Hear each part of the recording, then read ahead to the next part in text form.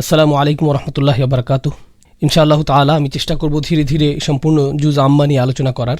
কোরআনের 30টি পারার মধ্যে এই অংশটি বেছে নেওয়ার অন্যতম কারণ হলো আমরা কোরআন হিফজ করার সময় সাধারণত এখান থেকে শুরু করি। সালাতে কিংবা সালাতের বাইরে জুজ আম্মা সবচাইতে বেশি তিলাওয়াত করা হয়। তাই আমাদের জন্য কোরআনের এই অংশটি অনেক বেশি পরিচিত এবং প্রাসঙ্গিক। আশা করছি আমরা সবাই এই আলোচনা থেকে উপকৃত হব ইনশাআল্লাহ। আমার বক্তব্য শুরু করার আগে আমি একটা সারাংশ দাঁড় করাতে চাই, যেন আমরা এই আলোচনাকে আরও ফলপ্রসূ করতে পারি। আপনারা যারা শুনছেন তাদের সকলের প্রতি আমার অনুরোধ এবং পরামর্শ থাকবে, অডিও শোনার পাশাপাশি আপনারা নিজেরা তাফসির পড়তে থাকুন, অন্ততপক্ষে একটি তাফসির। আমি পরামর্শ দিব তাফসির ইবনে কাসির হলেও পড়ার জন্য। ইবনে কাসির রহমাহুল্লাহর লিখিত এই তাফসিরটি যে কোনো ভাষায় সহজলভ্য। আমার এই লেকচারে চেষ্টা করব পরিপূরক কিছু তথ্য আপনাদের দেওয়ার, কিছু পর্যালোচনা আপনাদের সাথে ভাগাভাগি করে নিতে। আসলে এই সিরিজের মূল লক্ষ্য কোরআনের মাঝে আল্লাহ তাআলার তুলে ধরা যুক্তির সামঞ্জস্য এবং ভারসাম্য নিয়ে পর্যালোচনা। কিভাবে প্রতিটি সূরা স্বকীয়তায় অনন্য হবার পরেও তাদের মধ্যে রয়েছে যোগসূত্র, প্রতিটি আয়াতের নিখুঁত গাঁথুনি কিভাবে সূরাগুলোর অর্থে এবং মাধুর্যে অনন্য এক মাত্রা দান করেছে। সাধারণত যখন আমরা কোরআন পর্যালোচনা করি তখন আমরা প্রতিটি আয়াত, প্রতিটি শব্দ নিয়ে খুব গভীরভাবে চিন্তা করার চেষ্টা করি, যেটা খুবই ভালো। আমরা যখন আলাদা আয়াতের তাফসির এবং প্রতিটি শব্দের উৎস, উৎপত্তি, অর্থ, ব্যাকরণগত আলোচনায় নিমগ্ন হয়ে পড়ি, তখন একটা সমস্যার সৃষ্টি হয়। অনেক বেশি সূক্ষ্ম বিষয় ভাবতে ভাবতে প্রায় পূর্ণাঙ্গ সূরার বিশাল যে পটভূমি আমাদের চোখ এড়িয়ে যায়। সম্পূর্ণ সূরাটি একত্রে অখণ্ড অবস্থায় যে শিক্ষা, যে নির্দেশনা আমাদের দেয়, খণ্ডিত আলোচনায় সেই বিষয়গুলি অনেক সময় আমাদের চোখে ধরা পড়ে না। তাফসির পড়তে গিয়ে আসলে আমরা অনেক সময় ঠিক এই কাজটি করে থাকি। সুতরাং আমরা চেষ্টা করব একটি সূরা কীভাবে বিন্যস্ত করা হয়েছে, এক একটি আয়াতের মধ্যকার সম্পর্ক এবং সম্পূর্ণ সূরার মাধ্যমে আল্লাহ যে দৃশ্যপটের দিকে আমাদের নির্দেশ করছেন সব কিছু নিয়ে আলোচনা করার। আমাদের বুঝতে হবে যে মৌলিকভাবে কোরআন তেলাওয়াত করা হতো, প্রাথমিকভাবে কোনো তাফসির ছিল না এবং একটির পর একটি আয়াত তাদের কানে প্রবেশ করত। ধারাবাহিকভাবে শুনতে শুনতেই তারা কোরআন সম্পর্কে ভাবতেন। এবং আরেকটি গুরুত্বপূর্ণ বিষয় হলো, মক্কি সূরাগুলির অন্যতম শ্রোতা ছিল মক্কার মুশরিকরা। দেখুন, মুসলিমদের ক্ষেত্রে এটি স্বাভাবিক যে তারা প্রতিটি আয়াত থেমে থেমে প্রশ্ন করবে, বিজ্ঞ আলেমদের কাছ থেকে তারা আরও জানতে চাইবে, সময় নিয়ে গভীরভাবে উপলব্ধি করতে চাইবে। মুশরিকদের ক্ষেত্রে বিষয়টি ভিন্ন। জুজ আম্মা এক্ষেত্রে ভালো উদাহরণ। এর মাঝে সংকলিত সূরাগুলো মক্কি সূরার প্রকৃষ্ট উদাহরণ। বলা যায় এই সকল সূরার বড় অংশ জুড়ে অবিশ্বাসীদের উদ্দেশ্যে কথা বলছেন আল্লাহ তাআলা। এজন্য আমরা আমাদের আলোচনায় এই সূরাগুলোর স্পষ্টবাদী বক্তব্য, গাঠনিক এবং আলংকারিক বৈশিষ্ট্যগুলোর দিকে দৃষ্টিপাত করব।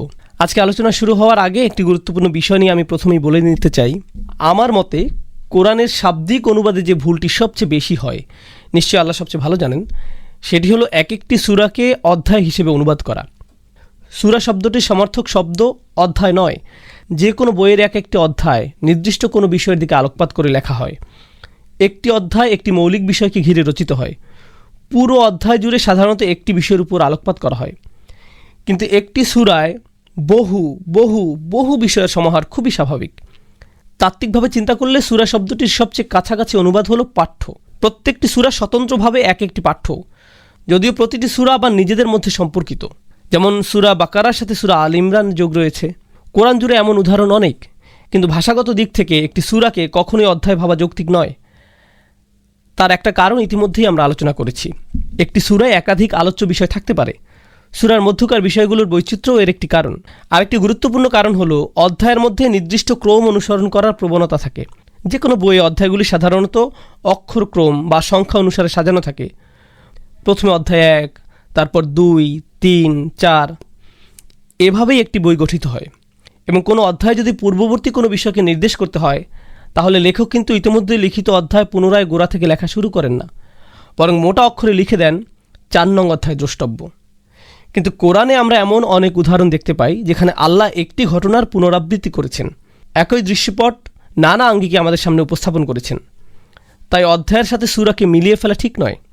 এছাড়াও যে কোনো সূরাকে এক একটি পূর্ণ অংশের মর্যাদা দেওয়া হয়। আমরা যদি সূরা নূরের প্রতি লক্ষ্য করি, সেখানে আল্লাহ সম্পূর্ণ সূরাটিকে কিতাব, যার অর্থ বই, কিতাব বলে সম্বোধন করেছেন।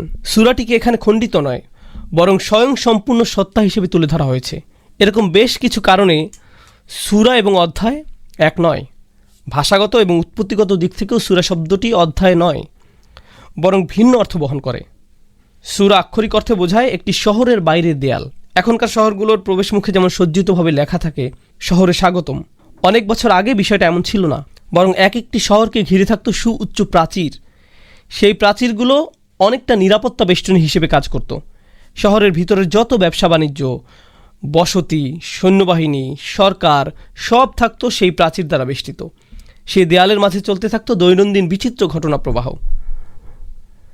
তারপরেও সব মিলে একটি স্বতন্ত্র শহর গঠন করে। সূরা শব্দটির মূলভাব অনেকটা এরকম। একটিমাত্র সূরায় বিভিন্ন বিষয়ের আলোচনার সমাগম ঘটে, অনেক ঘটনা প্রবাহ আলোচিত হয়, কিন্তু তারপরেও সব কিছু পরস্পর সংযুক্ত হয়ে একত্রে একটি সম্পূর্ণ সূরা গঠন করে। এছাড়াও আমরা আরও দুইটি বিষয় দৃষ্টিপাত করব। আসলে অনুবাদের কারণে এই দিকগুলো আমাদের চোখ এড়িয়ে যায়। তার মাঝে একটি হলো সূরার সূচনা এবং সমাপ্তির মাঝে সম্পর্ক, এবং এটি কোরআনের একটি ধারাবাহিক বৈশিষ্ট্য। সমস্ত কোরআন জুড়ে এই বৈশিষ্ট্যের পুনরাবৃত্তি দেখা যায়। প্রতিটি সূরা যে বিষয়বস্তু নিয়ে শুরু হয়, কোনো না কোনোভাবে সেই সূরার শেষ অংশে তার সাথে সম্পর্কিত কোনো প্রসঙ্গে আলোচনার মাধ্যমে সূরাটির ইতি টানা হয়। শুধু তাই নয়, একটি সূরার শেষ অংশে যা বলা হয়েছে আর পরবর্তী সূরার শুরুতে যা বর্ণিত হয়েছে তাদের মাঝেও একটা সংযোগ লক্ষণীয়।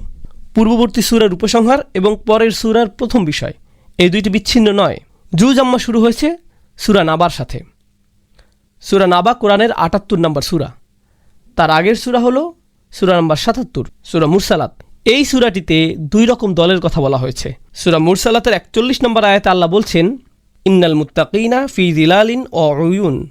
আল্লাহকে যারা ভয় করেছে তারা আজ থাকবে সুনিবিড় ছায়াতলে, প্রবাহমান ঝর্ণার মাঝে।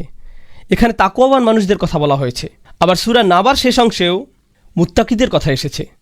সূরা মুরসালাতে বারবার এসেছে আরেকটি বিশেষ ধরনের মানুষের কথা, দুর্ভোগ তাদের জন্য যারা এই দিবসকে মিথ্যা প্রতিপন্ন করেছে। এবং একবার নয়, বারবার এই আয়াতটি পুনরাবৃত্ত হয়েছে সূরাটি জুড়ে। আল মুকাদ্দিবিন এই শব্দটি ব্যবহৃত হয়েছে এই জাতীয় মানুষের জন্য। যারা মিথ্যাবাদী তাদের জন্য এই শব্দটি ব্যবহার করা হয় না। এটি দ্বারা এমন কাউকে বোঝানো হয় যে বারবার মিথ্যা কথা বলতেই থাকে। শুধু তাই নয়, যারা সত্যবাদী, সত্যের পক্ষ অবলম্বন করে, তাদেরকে মিথ্যাবাদী প্রমাণ করতে এরা প্রাণপণ চেষ্টা করে যেতে থাকে। তারা সত্য প্রচারকারীদের সবসময় নানা অপবাদ দিয়ে থাকে। তার জন্য যে কারো চরিত্র হরণ করতে বা ভুল প্রমাণ করতে তারা পিছপা হয় না। সুতরাং তারা আপাদমস্তক চরম মিথ্যাবাদী। তাদের বলা হয় আল মুকাদ্দিবিন। সূরা নাবা শুরু হয়েছে আম্মা ইয়াতাসাআলুন এই আয়াতটি দিয়ে, যেটার প্রচলিত অনুবাদে আমরা জানি কোন বিষয় সম্পর্কে তারা একে অপরকে জিজ্ঞেস করছে। এটি সূরা নাবার প্রথম আয়াতের সরল অনুবাদ। চলুন আমরা শব্দগুলো ভেঙে ভেঙে আলোচনা করি। তাহলে সূরা মুরসালাত এবং এর পরবর্তী সূরার অন্তর্নিহিত যে সম্পর্ক সেটা আমাদের বুঝতে সহজ হবে। এই আয়াতে আল্লাহ তাআলা অবিশ্বাসীদের নিজেদের মধ্যকার কথোপকথনের উপর মন্তব্য করেছেন। আসলে ইয়াতাসাআলুন শব্দটির তাফসির নিয়ে ৩টি মত আছে। এই শব্দটির সাধারণ অনুবাদ হলো তারা একে অপরকে জিজ্ঞাসা করছে। প্রচলিত ৩টি মতের প্রথমটি হলো এখানে বিশ্বাসীদেরকে অবিশ্বাসীরা প্রশ্ন করছে। দ্বিতীয় মতটি হলো অবিশ্বাসীরা নিজেদের মধ্যে প্রশ্ন তুলছে। সর্বশেষ মত, বিশ্বাসী এবং অবিশ্বাসী উভয় পক্ষ রাসূলুল্লাহ সাল্লাল্লাহু আলাইহি সাল্লামের কাছে জানতে চাইছে। অন্যান্য আয়াত পারিপার্শ্বিক বিষয় বিবেচনায় দ্বিতীয় মতটিকে সবচাইতে সঠিক বা সত্যের কাছাকাছি বলে অধিকাংশ একমত হয়েছেন। অর্থাৎ এই আয়াতে কুফফারদের একটি দল নিজেদের মাঝে প্রশ্ন করছে, অবিশ্বাসীরা একজন আরেকজনের কাছে জানতে চাইছে। যে কোনো ভাষা বা সংস্কৃতিতে মানুষ প্রশ্ন করে মূলত দুইটি উদ্দেশ্যের একটি থেকে। প্রথমত জানার আগ্রহ থেকে। অজানা কিছু জানার জন্য মানুষ তার চাইতে বেশি জ্ঞানী কাউকে প্রশ্ন করে। নেহায়েত কৌতূহল থেকে সাধারণত এমন প্রশ্ন করা। অপরদিকে আরেক রকম প্রশ্ন করার মানুষ থাকে অন্য কাউকে অপদস্থ বা ছোট করার জন্য। এখানে আসলে প্রশ্নকর্তা মোটেই জানতে চাইছে না, বরং বাকিদের জানাতে চাইছে যে বিষয় সম্পর্কে সে প্রশ্ন করেছে তা সে মোটেও আমলে নেয় না। খোঁচা দেয়া আর ব্যঙ্গ বিদ্রুপ করাই এখানে মুখ্য। পুরো পরিস্থিতিটা একবার কল্পনা করুন। রাসূলুল্লাহ সাল্লাল্লাহু আলাইহি সাল্লাম মানুষের কাছে দাওয়াত দিচ্ছেন, ইসলামের স্মরণ করিয়ে দিচ্ছেন কিয়ামতের কথা। এমন একদিন আসবে যেদিন এই বিশ্ব চূর্ণ বিচূর্ণ হয়ে যাবে, মৃতরা পুনরায় জীবিত হয়ে যাবে, সমুদ্র প্রচণ্ড তাপে ফুটতে থাকবে। এই ধ্রুব সত্য জানিয়ে তিনি মানুষকে সতর্ক করছেন। এই সব কিছু শোনার পর তাকে ব্যঙ্গ করার জন্য, তাকে সকলের সামনে হাসির পাত্র বানানোর উদ্দেশ্যে অবিশ্বাসীরা নিজেদের মাঝে বলাবলি করছে, তুমি কি জানো সে কী নিয়ে বলছে? না তো, তুমি জানো? না, আমিও এমন উদ্ভট কথা কখনো শুনিনি। এই ধরনের কথা চালাচালির একমাত্র উদ্দেশ্য তাকে হেয় করা, অপমানিত করা। ঠিক সূরা মুরসালাতে আমরা দেখেছি আল্লাহ বারবার বলেছেন আল মুকাদ্দিবিনের সম্পর্কে। এই ধরনের মিথ্যাচারিতা অর্থাৎ তাকযীবের একটি বহুল প্রচলিত পন্থা হলো যিনি সত্য প্রচার করছেন এবং যে সত্য তিনি প্রচার করছেন সেসব বিষয় নিয়ে হাসি তামাশা করা, গুরুত্বপূর্ণ বিষয় নিয়ে ব্যঙ্গাত্মক প্রশ্ন করে বিষয়টার গুরুত্ব কমানোর চেষ্টা করা, বিচার দিবসে যে কোনো বিবরণ এবং ভয়াবহতা সম্পর্কে যে কোনো আয়াতের বিপরীতে অবিশ্বাসীরা এই ধরনের ব্যঙ্গাত্মক আচরণ করে যাচ্ছিল। যেমন তারা বলতো, আরে তোমার কি মাথা ঠিক আছে? মরে গিয়ে আমরা আবার জীবিত হব, তাই না? আর এই যে বিরাট বিরাট পাহাড়, সেগুলো সব তুলার মতো উঠতে থাকবে, এইসব কথা আমাদের বিশ্বাস করতে বলো? আর কি যেন বলো তোমরা, মাটিতে মিশে যাওয়ার পর আবার কবর থেকে বেরিয়ে আসবো? যত সব বানানো গালগল্প। এভাবে খোঁচা দেওয়ার সুরে তারা কথা বলতো। অবশ্য এমন ভঙ্গিতে কথা বলা আজকের যুগেও অপরিচিত নয়। এখানে একটা বিষয় লক্ষ্য করুন এবং অনুধাবন করার চেষ্টা করুন। তাদের এই জাতীয় কথোপকথন রসুল সাল্লাল্লাহু আলাইহি সাল্লামের কান পর্যন্ত পৌঁছায়। যারা ইতিমধ্যে বিশ্বাসী এবং দাওয়াতি কাজ করছেন তাদেরও এসবের মুখোমুখি হওয়া লাগত। কিন্তু এই দুই পক্ষ ছাড়াও আরেক পক্ষ এখানে উপস্থিত। তিনি হলেন আল্লাহ আযজা ওয়া জাল্লা। সমস্ত কথোপকথন তিনি শুরু থেকেই শুনছেন এবং এই সূরার প্রথম আয়াতে আল্লাহ অবিশ্বাসীদের হীন পরিকল্পনার প্রেক্ষিতে তার নিজের বক্তব্য প্রদান করছেন। সুতরাং আমরা এতটুকু বুঝতে পারি যে তাদের এই ব্যঙ্গাত্মক কথোপকথন, খোঁচা দেওয়া আচরণে তারা মূলত স্বয়ং আল্লাহর বাণীকে তুচ্ছ প্রমাণ করার চেষ্টা করছে, যার ফলে আল্লাহ তাদের উপর তীব্র অসন্তুষ্ট হয়েছেন। তিনি নিজেই তাদের এই আচরণকে লক্ষ্য করে সরাসরি আয়াত নাজিল করেছেন। আল্লাহ বলেন, আম্মা ইয়াতাসাআলুন। এই পর্যায়ে আমি অবিশ্বাসীদের প্রশ্নের ধরন সম্পর্কে আবার একটু বলতে চাই। কোরআনের বিভিন্ন অংশে তাদের এ জাতীয় প্রশ্নকে উদ্ধৃত করা হয়েছে।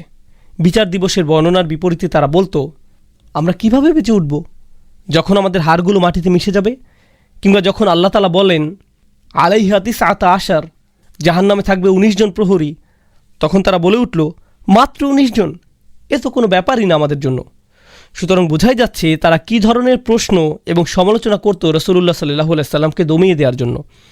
এবং এই ক্ষেত্রে আরেকটা কথা বলা যায় যে বর্তমানে আমরা দেখি তরুণদের অনেকে বিভিন্ন মিশনারি ওয়েবসাইট, নাস্তিক ব্লগার কিংবা কোনো ধর্মীয় পোস্টের নিচে এসে করা ব্যঙ্গাত্মক কমেন্ট দেখে তাদের অনুসরণ করতে শুরু করে।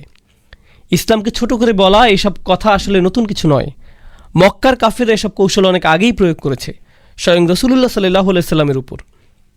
সে যাই হোক, আল্লাহ বলছেন, আম্মা ইয়াতাসাআলুন আনিন নাবাইল আযীম। কোন বিষয়ে তারা একে অপরকে প্রশ্ন করছে? এবং আল্লাহ আগের প্রশ্নের সূত্র ধরে আরও বলছেন, তারা কি সেই মহাসংবাদের ব্যাপারে প্রশ্ন করছে? আরবি নাবা শব্দের অর্থ সংবাদ, কিন্তু সংবাদের সমার্থক অন্য আরেকটি শব্দ খবরও ব্যবহৃত হয় আরবিতে। সংবাদ বোঝানোর জন্য নাবা এবং খবর দুইটি শব্দই প্রচলিত। এই দুইটি শব্দ সমার্থক হলেও তাদের ব্যবহারের ক্ষেত্রে ভিন্নতা আছে। প্রথমত, নাবা বলতে বোঝানো হয় বিরাট কোনো সংবাদ, যেটা খবরের চাইতে গুরুত্বপূর্ণ। এই গেল একটা পার্থক্য। সুতরাং আমরা যে কোনো সংবাদের জন্য নাবা ব্যবহার করব না, কোনো বিশেষ ঘটনার প্রেক্ষিতে এটি ব্যবহার করা হবে। যেমন আজকে দোকান 10টায় খুলবে, এটা কোনো নাবা নয়, একে খবর বলা যায়। কিন্তু ধরুন জাতীয় নির্বাচনে কেউ জিতল কিংবা হঠাৎ কোনো যুদ্ধ আরম্ভ হলো, এক্ষেত্রে শব্দটি হবে নাবা। কুরআনে আল্লাহ তাআলা শব্দ দুটিকে এভাবেই গুরুত্বের ভিত্তিতে ব্যবহার করেছেন। খবর শব্দটি কোরআনে 2বার উল্লেখ করা হয়েছে এবং 2বারই একই প্রসঙ্গে এই শব্দের ব্যবহার আমরা দেখি। যখন মূসা আলাইহিস সালাম ধুধু মরুপ্রান্তরে পরিবার নিয়ে পথ চলতে চলতে দূরে আলোর দেখা পেলেন, তখন তিনি বাকি সদস্যদের বললেন, সম্ভবত এর থেকে আমি কোনো খবরের সন্ধান পাব। আতিকুম বিখবরিন, তোমাদের জন্য আমি সেখান থেকে কোনো সংবাদ হয়তো জোগাড় করতে পারবো। কিন্তু তিনি এই কথা বলার সময় জানতেন না ঠিক কোন পরিস্থিতির সম্মুখীন হতে যাচ্ছেন। তবে আশা করছিলেন হয়তো উপকারী কোনো নির্দেশনা সেই আলোর উৎস থেকে পাওয়া যাবে। এরকম একটা প্রসঙ্গে খবর শব্দটি ব্যবহার করা হয়েছে। এক্ষেত্রে তিনি পূর্ববর্তী জাতির সংবাদ সম্পর্কে বলতে নাবা শব্দটি বেছে নিয়েছেন। তবে আশা করছিলেন হয়তো উপকারী কোনো নির্দেশনা সেই আলোর উৎস থেকে পাওয়া যাবে। এরকম একটা প্রসঙ্গে খবর শব্দটি ব্যবহার করা হয়েছে। অপরদিকে যখন আল্লাহ ব্যতীত কোনো জাতির ধ্বংসপ্রাপ্ত হওয়ার কথা বলছেন, তখন তিনি বলছেন নাবা। সেক্ষেত্রে তিনি পূর্ববর্তী জাতির সংবাদ সম্পর্কে বলতে নাবা শব্দটি বেছে নিয়েছেন, কারণ এই সংবাদ কোনো সাধারণ সংবাদ নয়। নাবা আর খবরের মাঝে মূলত এটিই প্রথম পার্থক্য। দ্বিতীয়ত, নাবা বলতে এমন কোনো ঘটনা বা সংবাদকে বোঝানো হয় যা তার শ্রোতার জন্য উপকার বয়ে আনবে। একই সাথে এই সংবাদ যার কানে যাবে সে বিষয়টাকে অগ্রাহ্য করতে পারবে না, এটা তার উপর জোর প্রভাব ফেলবে। যার কারণে শ্রোতাও প্রতিক্রিয়া ব্যক্ত করবে। এমন নয় যে সংবাদটা কেউ শুনে নির্বিকার হয়ে থাকবে, যা করছিল তাই করতে থাকবে, না বা এমন এক সংবাদ যা শ্রোতার কাছে তাৎক্ষণিক প্রতিক্রিয়া প্রত্যাশা করে। ধরুন কারো বাড়িতে আগুন লাগলো, এই সংবাদ কানে যাওয়া মাত্রই বাড়ির মানুষজন সঙ্গে সঙ্গে পরিস্থিতি নিয়ন্ত্রণে ঝাঁপিয়ে পড়বে, আশেপাশের মানুষদের সতর্ক করবে। তৃতীয়ত, ভাষাগত বিশ্লেষণের আলোকে না বা বলতে সুস্পষ্ট কোনো ঘটনাকে বোঝানো হয়। এটা কোনো কাল্পনিক অনুভূতি বা তত্ত্বীয় মতবাদ নয় যে পরিস্থিতি ইন্দ্রিয়গ্রাহ্য, দেখা যাবে, অনুভব করা যাবে। না বা এরকম কোনো ঘটনা সংঘটিত হওয়ার সংবাদ। যখন আল্লাহ মৃত্যুর পরের জীবন, পুনরুজ্জীবিত হওয়ার কথা বলছেন, তখন নাবা শব্দটি বেছে নিয়ে তিনি এটাও স্পষ্ট করেছেন যে পরবর্তী জীবন কোনো মানসিক অবস্থা নয়, বরং এর বাস্তব অস্তিত্ব আছে। আমাদের প্রকৃত অর্থেই সে সকল অভিজ্ঞতার মধ্য দিয়ে যেতে হবে। অন্য অনেক ধর্মে মৃত্যু পরবর্তী জীবনকে আধ্যাত্মিক পর্যায় হিসেবে উপস্থাপন করা হয়, যেটা পুরোপুরি মানসিক একটি অভিজ্ঞতা। কিন্তু ইসলাম এই ধারণাকে নাকচ করে দেয়। জান্নাত জাহান্নাম কোনো বিমূর্ত ধারণা নয়, প্রত্যেকে নিজের চোখেই এসব কিছুর বাস্তব অস্তিত্ব দেখবে। আমরা আবার আয়াতে ফিরে যাই। আল্লাহ বলছেন, আনিন নাবা ইল আযীম, তারা কি সেই বিরাট সংবাদ নিয়ে প্রশ্ন করছে? আমরা আগেই আলোচনা করেছি, অর্থগত দিক থেকে নাবা বলতে এমনিতেই বড় কোনো ঘটনা বোঝায়। এই আয়াতে তার সাথে আরও একটি বিশেষণ যোগ করা হয়েছে, আযীম, যা পরিস্থিতির গুরুত্ব আর মহত্বকে পরিপূর্ণভাবে প্রকাশ করে। তারা কি আসলেই এমন একটা মহাসংবাদ নিয়ে ব্যঙ্গাত্মক প্রশ্ন করছে, যে সংবাদে তাদের সম্বিত ফিরে পেয়ে নিজেদের শুদ্ধি নেওয়ার কথা, তার বদলে বিদ্রুপ করছে? এরপর আল্লাহ আরও একটি প্রশ্ন করেন। এখানে জিজ্ঞেস করা সবগুলো প্রশ্নই কিন্তু আলংকরিক প্রশ্ন। আল্লাযী হুম ফীহি মুখতালিফুন। আল্লাযী শব্দটিকে বলা হয় ইসমে সিলা, ইসমে মৌসুল, এবং ব্যাকরণগত দিক থেকে হুম ফীহি মুখতালিফুনকে বলা হয় সিলাতুল মৌসুল, নাবা শব্দটির বিশেষণ। অর্থাৎ তৃতীয় সম্পূর্ণ আয়াতটি আর নাবা শব্দটির একটি বিশেষণ। প্রথম বিশেষণ হলো আল আযীম এবং দ্বিতীয় বিশেষণ হলো আল্লাযী হুম ফীহি মুখতালিফুন, যার একটি সাধারণ অনুবাদ হলো এমন দিন যা নিয়ে তারা নিজেরাই মতবিরোধে লিপ্ত, এমন এক বিষয় যা নিয়ে তারা নিজেরাই একমত হতে পারেনি। কিন্তু আয়াতের গঠনগত কারণে এর মাঝে আরও একটি গুরুত্বপূর্ণ অর্থ আছে, কারণ একে পুরো আয়াতটি একসঙ্গে বিশেষ্য রূপে ব্যবহৃত হয়েছে। আর এই কারণে আমরা বুঝতে পারি আল্লাহ তাআলা এমন কোনো বিষয় নিয়ে বলছেন যা তারা সব সময় করে থাকে। এই মতবিরোধ ক্ষণিকের জন্য নয়। উদাহরণস্বরূপ বলা যায়, এখানে আল্লাহ বলছেন আল্লাযীনা হুম ফীহি মুখতালিফুন, কিন্তু তিনি আল্লাযীনা হুম ফীহি ইয়াখতালিফুন বলেননি। এখানে ইসমে ফাইল ব্যবহৃত হয়েছে। আর বিশেষ্যের কারণে আমরা বুঝতে পারি এখানে স্থায়ীভাবে ঘটবে এমন কোনো ঘটনার প্রতি ইঙ্গিত করা হচ্ছে, যেহেতু ক্রিয়া দ্বারা ক্ষণস্থায়ী এবং বিশেষ্য দ্বারা স্থায়ী অবস্থা বোঝানো হয়। এখানে আরেকটি বিষয় লক্ষণীয়, ফীহি এই শব্দটির ব্যবহার। শব্দটির অবস্থান হুম এবং মুখতালিফুনের মাঝে। আল্লাযীনা হুম মুখতালিফুন ফীহি এটা কিন্তু বলা হয়নি, অথচ সাধারণ আরবিতে বাক্যটির এমন গঠন হওয়া স্বাভাবিক। ফীহি মুখতালিফুন, যা একটা আকস্মিক ধাক্কা দেয়। এটাকে আসলেই সেই বিষয় যা নিয়ে তারা নিজেরাই নানা মতে বিভক্ত। ইখতিলাফ শব্দটির দুই ধরনের অর্থ হতে পারে। একটি হলো সুস্পষ্ট দ্বিমত, অর্থাৎ তারা আক্ষরিক অর্থেই বিষয়টি নিয়ে নিজেদের মাঝে ভিন্ন মত পোষণ করে। তারা যে শুধু হাসি ঠাট্টা আর ব্যঙ্গাত্মক মন্তব্য করছে তা নয়, এদের প্রত্যেকের আখিরাত সম্পর্কে মন গড়া নিজস্ব মতবাদ রয়েছে। কারো একজনের ধারণা রয়েছে আমাদের সত্যিকার কোনো অস্তিত্ব নেই এবং আমরা আর ফিরে আসব না, আর কেউ বিশ্বাস করে প্রত্যেকেই জান্নাতে যাবে। কেউ এমন তত্ত্ব ধারণ করে যে এত বিশাল সীমাহীন সৃষ্টির ক্ষুদ্রাতি ক্ষুদ্র কাজের হিসাব নেওয়া নিতান্তই অসম্ভব। নক্ষত্ররাজি, তারকারাজি, দৃশ্য অদৃশ্যের মহাবিশ্বের কর্মযজ্ঞের মাঝে সৃষ্টিকর্তা আমার মতো নগণ্য মানুষের দৈনন্দিন কাজের হিসাব নিশ্চয়ই নেবেন না। এত সব ঘটনা প্রবাহের উপর কেই বা নজর রাখবে? নিশ্চয়ই এমন কোনো জবাবদিহি করতে হবে না। তিনি আমাদের সবাইকে ছাড় দিবেন। আবার কেউ কেউ বলে, না না, মাআযাল্লাহ, আমরা বিশ্বাস করি তার কন্যা আছে যারা আমাদের খেয়াল রাখবে, তারা আমাদের পাপের পরিবর্তে পুণ্য লিপিবদ্ধ করবে, তাই যত যাই করি না কেন আমাদের কিচ্ছু হবে না। তুমি যেরকম বিপদের ভয় আমাদের দেখাচ্ছ, তেমন অবস্থায় আমরা কখনোই পড়ব না। হ্যাঁ, থাকবে কিছু মানুষ যাদেরকে সাহায্য করার মতো মধ্যবর্তী কেউ নেই, তারা এইসব বিপদে পড়তে পারে, আমরা না। এবং এরকম মানসিকতা শুধু আখিরাত নিয়ে নয়, অনেকে এই জীবনেই লালন করে। কেউ তার নিজের কাজে একেবারেই অযোগ্য, কিন্তু সে অফিসের ম্যানেজারের ভালো বন্ধু। তখন সে আশা করে ম্যানেজার তার অদক্ষতা সত্ত্বেও তাকে কাজে নিয়োগ দেবে। তার ঊর্ধ্বতন কর্তৃপক্ষ যতই অভিযোগ করুক কিছুই হবে না, কারণ দিন শেষে সে তো ম্যানেজারের বন্ধু। বস আর তার মাঝে মধ্যবর্তী হয়ে সব কিছু ম্যানেজারই সামনে নিবে। এই একই ধারণা আখিরাতের বিষয়ে অনেকে লালন করত। আমাকে তো আর আমার কাজের জন্য আল্লাহর মুখোমুখি হতে হবে না, অন্য কেউ আমার হয়ে সব করে দিবে, কারণ আমার এমন মধ্যবর্তী যোগসূত্র আছে। এটাই মূলত তাদের ধারণা, এবং এরকম চিন্তা থেকে শিরকের সূচনা হয়। দায়িত্বজ্ঞান লোপ পায়।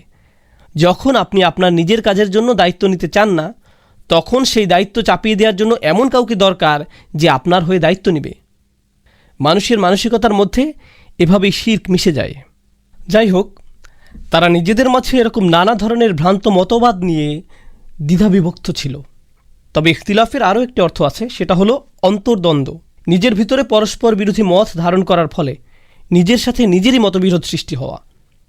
তারা শুধু যে একে অপরের সাথে অমত করছে তাই নয়, তারা নিজেরাও নিজেদের অবস্থান নিয়ে বিভ্রান্ত।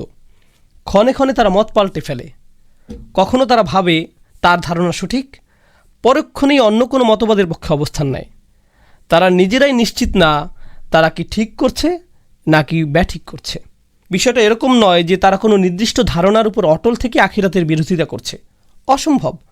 আমরা খুব ভালোভাবে জানি পরকাল বলে কিছুই নেই, কিংবা আমরা একেবারেই নিশ্চিত যে আমাদের কোনো বিচার হবে না।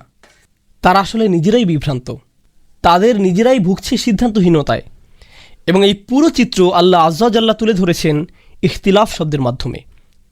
তারপর আল্লাহ বলেন, কাল্লা সায়ালামুন সুম্মা কাল্লা সায়ালামুন। এখানে একই বাক্য দুইবার বলা হয়েছে, এবং ধারণা করা হয় যে এই ধরনের বাক্য বিশেষ উদ্দেশ্যে ব্যবহার করা হয়ে থাকে, যাকে বলা হয় মুবালাগা, যার অর্থ জোর দেয়া, দুইবার বলার মাধ্যমে বিশেষভাবে গুরুত্ব দেয়া। সাধারণ অনুবাদে এই আয়াতের অর্থ দেখে থাকবেন, অতপর না, অচিরেই তারা জানতে পারবে। আমি প্রথমে কাল্লা শব্দটি নিয়ে একটু বলতে চাই, তারপর এর অনুবাদ নিয়ে আলোচনা করব। সিবাওয়াহ সহ কিছু আরবি ব্যাকরণবিদ যারা মূলত বসরা অঞ্চলের অধিবাসী, তাদের মতে এই শব্দটি দ্বারা রাদা এর অর্থ প্রকাশ করা হয়, যার অর্থ থামা। অর্থাৎ এ আয়াতে যেন বলা হয়েছে, যে যাই করছিলে না কেন এক্ষুনি সেসব বন্ধ করো, অচিরেই বুঝতে পারবে সত্যিকার অর্থে কি হবে। এরকম একটি প্রেক্ষাপটে আয়াতটিকে ব্যাখ্যা করছেন অনেক ব্যাকরণবিদ। পরিস্থিতি যেন এমন, তারা তাদের খেয়াল খুশি মতো যা ইচ্ছা বলে যাচ্ছিল। হঠাৎ আল্লাহ বললেন, থামো, খুব তাড়াতাড়ি দেখবে কি ঘটে তোমাদের সাথে। কাল্লা দ্বারা কি বোঝানো হয়েছে, এটা হলো তার একটি ব্যাখ্যা। এছাড়া আরও ব্যাখ্যা রয়েছে। ভাষাগত দিক থেকে অন্য আরেকটি ব্যাখ্যা আরও বেশি জোরদার, যেখানে দেখা হয়েছে কাল্লা শব্দটি বাক্যের কোন জায়গায় ব্যবহার করা হয়েছে। যদি কেউ বলে কাল্লা, তারপর একটু বিরতি দেয় এবং তারপর বলে সাই আলামুন, তাহলে একরকমের অর্থ দাঁড়ায়। কিন্তু যদি কাল্লা সাই আলামুন একসাথে বলা হয় কোনো রকম বিরতি ছাড়াই, তাহলে সেটা একটা ভিন্ন অর্থ প্রকাশ করে। কেউ যদি বলে কাল্লা, তারপর তেলোয়াতে বিরতি দেয় এবং এরপর বলে সাই আলামুন, সেক্ষেত্রে ব্যাকরণবিদদের দিক থেকে এটা অনুমোদিত। এই দুইটি শব্দের মাঝখানে বিরতি দেওয়া যাবে এবং তখন এর অর্থ দাঁড়াবে, থামো, যে মন গড়া কথাই তোমরা বলছো না কেন সেসব বন্ধ করো। এসব অর্থহীন হাস্যকর কথাবার্তা এখনই বন্ধ করো, খুব তাড়াতাড়ি তোমরা বুঝতে পারবে। অপরপক্ষে যদি কেউ না থেমে টানা পড়ে যায়, যেভাবে এই কোরআন লিখিত হয়েছে, কোনো রকম দৃশ্যমান বিরতি ছাড়া, সাধারণ ঐক্যমত হলো সেখানে কোনো ওয়াকফ নেই। সেই ক্ষেত্রে কাল্লা শব্দের অর্থটি হাক্কনের সাথে সম্পর্কিত, যার অর্থ সত্যিকারভাবেই, সত্যিকার অর্থেই তোমরা বুঝতে পারবে। বাংলায় যেমন আমরা বলে থাকি না, এবার সমস্যায় পড়বে মনে হচ্ছে। এই বাক্যে কিন্তু না বলার মাধ্যমে কাউকে মানা করা হচ্ছে না। এর অর্থ হলো সত্যিই সমস্যায় পড়বে।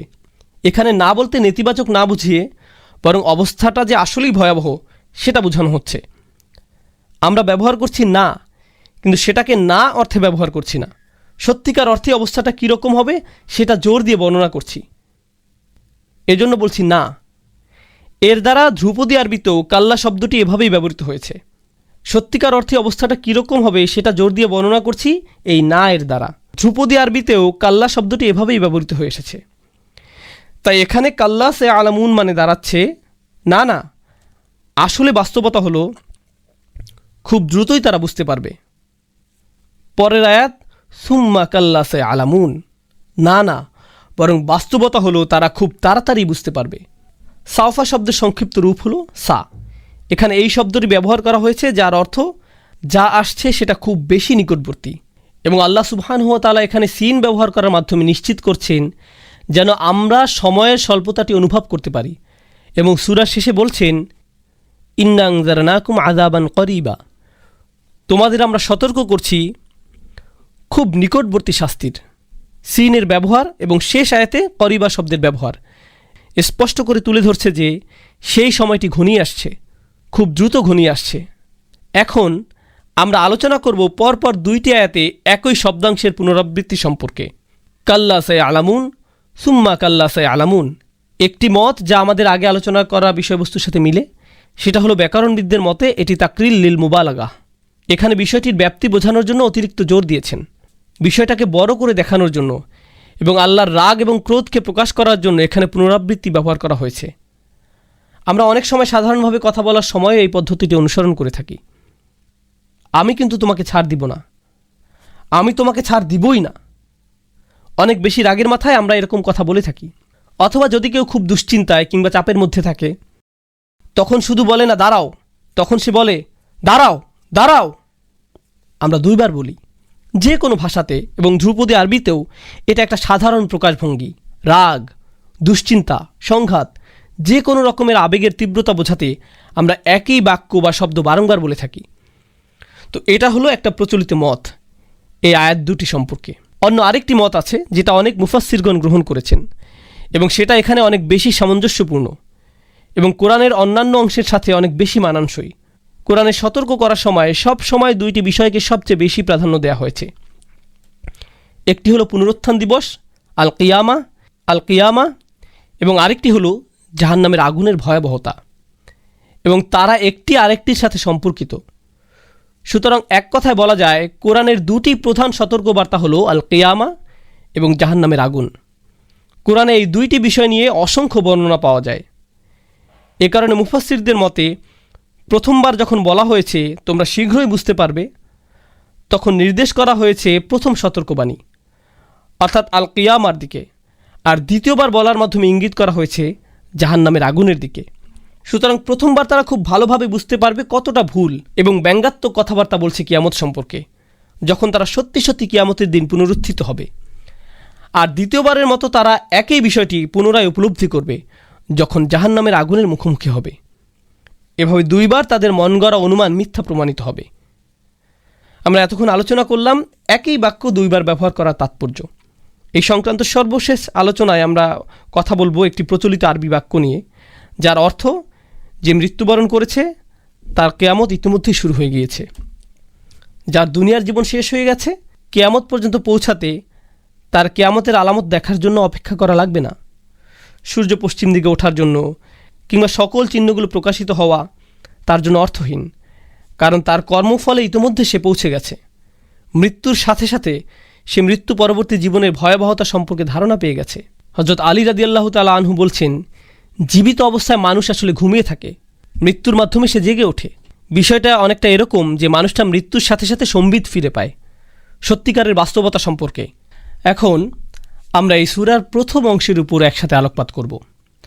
আম্মা ইয়াতাসাআলুন আনিন নাবাইল আযীম আল্লাযী হুম ফীহি মুখতালিফুন কাল্লা সায়ালামুন সুম্মা কাল্লা সায়ালামুন। আরেকটু গভীরে যাওয়ার আগে আমরা একটা গুরুত্বপূর্ণ বিষয় নিয়ে কথা বলবো। সেটা হলো কোরআনের আয়াতগুলোর মধ্যকার ছন্দ। প্রথম আয়াত আম্মা ইয়াতাসাআলুন এবং এরপর আনিন নাবাইল আযীম, এই আয়াত দুটির শেষ অংশে ছন্দ কেটে যাচ্ছে। এরপর আল্লাযী হুম ফীহি মুখতালিফুন কাল্লা সায়ালামুন সুম্মা কাল্লা সায়ালামুন, এই তিনটি আয়াত প্রথম আয়াতের সাথে একই ছন্দে মিলে যায়, শুধুমাত্র দ্বিতীয় আয়াতটি ছাড়া। এবং আমরা যদি দ্বিতীয় আয়াতটা ব্যাকরণের দিক থেকে চিন্তা করি, তাহলে দেখব যে এই আয়াতটি তার পরবর্তী আয়াতের সাথে সম্পর্কিত, অর্থাৎ দুটি আয়াতকে একটি বাক্য হিসেবে গণ্য করা যায়। আনিন নাবাইল আযীমিল্লাযী হুম ফীহি মুখতালিফুন পুরোটা একটা বাক্য, এবং দ্বিতীয় আয়াতটি যে নিজে স্বয়ংসম্পূর্ণ বাক্য নয়, সেটি আরও সুস্পষ্টভাবে বোঝানোর জন্য এখানে ছন্দপতন করা হয়েছে। আল আযীম শব্দে বিরতি দেওয়ার কারণে বাক্যের পরবর্তী অংশ থেকে প্রথম অংশটি বিচ্ছিন্ন হয়ে গেছে। কোরআনের অসংখ্য অসাধারণ বৈশিষ্ট্যের মধ্যে একটি হলো একই রকমের ছন্দে ছন্দবদ্ধ আয়াতগুলো একসাথে একটি সম্পূর্ণ অনুচ্ছেদকে বোঝায়। তাহলে দেখুন প্রথম পাঁচটি আয়াত, আম্মা ইয়াতাসাআলুন আনিন নাবাইল আযীমিল্লাযী হুম ফীহি মুখতালিফুন কাল্লা সায়ালামুন সুম্মা কাল্লা সায়ালামুন। শুধু শুনুন, আলাম নাজআলিল আরদা মিহাদা ওয়াল জিবালা আওতাদা ওয়া খালাকনাকুম আজওয়াজা ওয়া জাআলনা নাওমাকুম সুবাতা। লক্ষ্য করুন, এই পুরো অংশটাতে নতুন একটি ছন্দের অন্তমিল। এবং আরও একটা বিষয় লক্ষ্য করবেন, যখন আপনারা এর অর্থের দিকে নজর দিবেন, দেখবেন এই নতুন ছন্দের অংশটুকু পুরোটা একটা নতুন অর্থ বহন করে। আগেরগুলোর সাথেও এই আয়াতগুলো সম্পর্কিত, কিন্তু পরবর্তী আয়াতগুলোর নিজেদের মধ্যে নিজস্ব অর্থগত সামঞ্জস্য রয়েছে। যেহেতু আমরা এই সূরাটির অন্তর্নিহিত তাৎপর্যকে ভালোভাবে উপলব্ধি করার চেষ্টা করছি, সেক্ষেত্রে আমাদের আরও একটি বিষয় মাথায় রাখতে হবে, সেটা হলো ইন্তিফাদ। বক্তব্যের মাঝে একটি বিষয় থাকে, একেবারে ভিন্ন আরেকটি বিষয়ে চলে যাওয়া, এমনভাবে বিষয় পরিবর্তন করা যাতে করে নতুন বক্তব্যটা প্রায় অপ্রাসঙ্গিক বলে মনে হয়। উদাহরণস্বরূপ, আলাম নাজআলিল আরদা মিহাদা, প্রচলিত অর্থ হলো, আমি কি জমিনকে শয্যা বানাইনি? জমিনকে কি আমি সমতল পৃষ্ঠরূপে সৃষ্টি করিনি? মিহাদ শব্দটির সাথে সম্পর্কিত আরেকটা শব্দ হলো মাহাদ। মাহাদ শব্দের অর্থ ছোট শিশুদের দোলনা। এই শব্দটিকে মায়ের গর্ভ হিসেবে ব্যবহার করা হয়। মাহাদ দ্বারা এমন একটি দোলনা বোঝায় যা ছোট শিশুদের জন্য আরামদায়ক। আল্লাহ বলছেন, ভূপৃষ্ঠকে কি আমি এমনভাবে সৃষ্টি করিনি যাতে করে সেটা তোমাদের জন্য আরামদায়ক হয়? প্রাচীন আরবিতে মিহাদ শব্দটি বিছানা অর্থ ব্যবহৃত হয়। সুতরাং এটি এমন একটি জায়গা যেখানে কেউ বিশ্রাম নিতে পারে, যেখানে প্রশান্তি অনুভব হয়। সুতরাং পরবর্তী এ সকল আয়াতে দেখতে পাচ্ছি এখানে আল্লাহর নিয়ামতগুলো সম্পর্কে বলা হয়েছে। আল্লাহর অনুগ্রহ যে আমাদেরকে অষ্টপৃষ্ঠে জড়িয়ে রেখেছে, সে কথাই বারবার বলা হচ্ছে এই আয়াতগুলোতে। কিন্তু পুনরুত্থান কিংবা কিয়ামতের সাথে এই নিয়ামতের বর্ণনা কিভাবে সামঞ্জস্যপূর্ণ, কিংবা তাদের যে ব্যঙ্গাত্মক মন্তব্যের বিপরীতে আল্লাহ কথা বলছেন, তার সাথেই বা এর সম্পর্ক কী?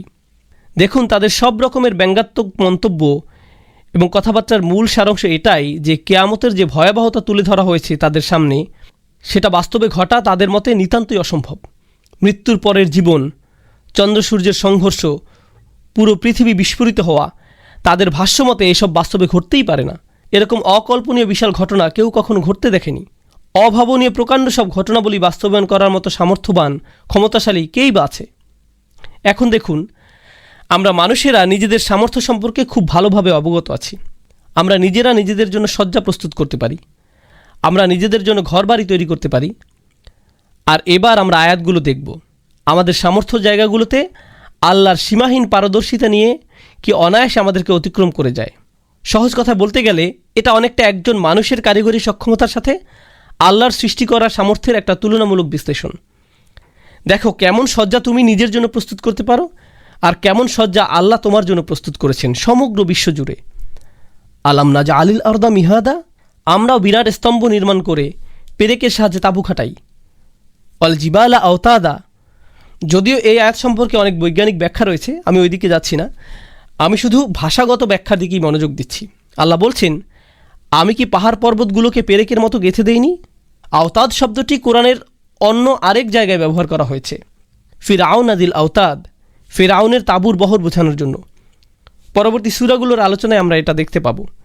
ফিরআউন পরিচিত ছিল তার পেরেকের জন্য। ফিরআউন যখন যেখানে চলাচল করত, তার আগে থাকতো তার লক্ষ লক্ষ অগণিত সৈন্যের দল, আর যখনই তারা কোথাও থামতো, তখন সেখানে অবস্থানের জন্য তারা তাঁবু খাটাতো। এই তাঁবুগুলো পরিচিত হতো তার সবচেয়ে গুরুত্বপূর্ণ অংশ, অর্থাৎ তার পেরেক দ্বারা। আসলে এটা আরবি ভাষার একটা বৈশিষ্ট্য, যে কোনো কিছুকে তার সবচেয়ে গুরুত্বপূর্ণ অংশটি দ্বারা ইঙ্গিত করা হয়। যেমন একজন যোদ্ধাকে এক্ষেত্রে চাইলে তলোয়ার বলা যায়, কারণ তলোয়ারটি হলো সেই যোদ্ধার সবচাইতে গুরুত্বপূর্ণ অংশ। ধ্রুপদী আরবিতে এই বৈশিষ্ট্যের কারণে তাঁবুকে পেরেকও বলা যায়, কারণ একটা তাঁবুর সবচাইতে গুরুত্বপূর্ণ অংশ হলো তার পেরেকগুলো। পেরেক ছাড়া তাঁবুটার কোনো মূল্যই নেই। আল্লাহ বলছেন, তোমরা এই ধরনের তাঁবু খাটিয়ে থাকো, এবার দেখো কোন ধরনের তাঁবু আমি খাটাতে পারি, আর সেটা কেমন। ওয়াল জিবালা আওতাদা, আল্লাহর অকল্পনীয় ক্ষমতা সম্পর্কে ন্যূনতম ধারণা আমরা এভাবে পেতে পারি। এগুলো না হয় অনেক বিরাট সৃষ্টি। এবার মানুষের অভ্যন্তরীণ কিছু বিষয়ের দিকে নজর দেওয়া যাক। ওয়া খালাকনাকুম আজওয়াজা, আমি তোমাদের প্রত্যেককে জোড়ায় জোড়ায় সৃষ্টি করেছি। জোড়া তৈরি করার ক্ষমতা তোমাদের কারণেই, তুমি তোমার জোড়া সৃষ্টি করনি। কোনো পুরুষ নারীকে কিংবা কোনো নারী পুরুষকে সৃষ্টি করার ক্ষমতা রাখে না। আমি তোমাদেরকে এভাবে সৃষ্টি করেছি, এর কোনো কিছুতে তোমার কোনো হাত নেই। আমি দয়া করে তোমাদের এই বিন্যাস করে দিয়েছি। তোমার নিজের সৃষ্টির উপরে তোমার ন্যূনতম নিয়ন্ত্রণ নেই। তুমি কোন লিঙ্গের হয়ে জন্মাবে তাতেও তোমার কোনো হাত নেই। তোমার সঙ্গিনী বা সঙ্গী সৃষ্টি করার ক্ষমতা তোমার নেই। এটা এমনই এক সৃষ্টিগত বৈশিষ্ট্য যা অবিশ্বাসীদের নিজেদের মাঝে স্পষ্টভাবে দৃশ্যমান। অবিশ্বাসীরা নিজেরাও খুব ভালোভাবে জানে যে তাদের সঙ্গী সৃষ্টি করার ক্ষেত্রে নিজেদের ক্ষমতা নেই। তারা নিজেরা পরিকল্পনা করে এ কাজ করেনি, চাইলেও পারবে না। আল্লাহ বলছেন, ওয়াজআলনা নাওমাকুম সুবাতা, আমরা সৃষ্টি করেছি নাওম, ঘুম, গভীর ঘুম। আল্লাহ আয়াতুল কুরসিতে বলেন, লা তাখুযুহু সিনাতুন ওয়ালা নাওম। সিনা মানে তন্দ্রা, আর নাওম মানে হলো ঘুম, গভীর ঘুম। তো আল্লাহ বলছেন নাওমাকুম সুবাতা। সাবাত অর্থ আরবি প্রবাদ সাবাতা শাআরাহু, কেউ তার চুল কেটে ফেলল। আক্ষরিকভাবে সুবাত মানে বিচ্ছিন্ন করা, বিচ্ছিন্ন করা। তো আল্লাহ বলছেন রাত এমন কিছু যেটা তোমাকে বিচ্ছিন্ন করে দেয়। প্রথমত আত্মাকে শরীর থেকে বিচ্ছিন্ন করে দেয়, এরপর এটা দৈনন্দিন কাজ থেকে বিচ্ছিন্ন করে। আপনার কাজ, ব্যবসা, দায়িত্ব সব বিচ্ছিন্ন।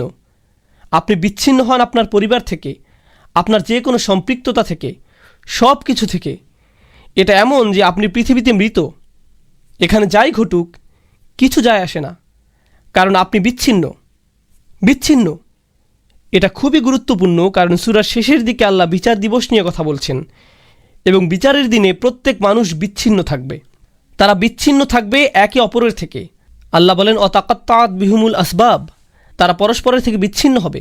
আল্লাহ বলেন ইয়াউমা ইয়াফিরুল মারউ মিন আখিহি ওয়া উম্মিহি ওয়া আবিহি, মানুষ দৌড়ে পালাবে তার ভাই থেকে, মায়ের থেকে, বাবার থেকে, ওয়া সাহিবাতিহি ওয়া বানিহি।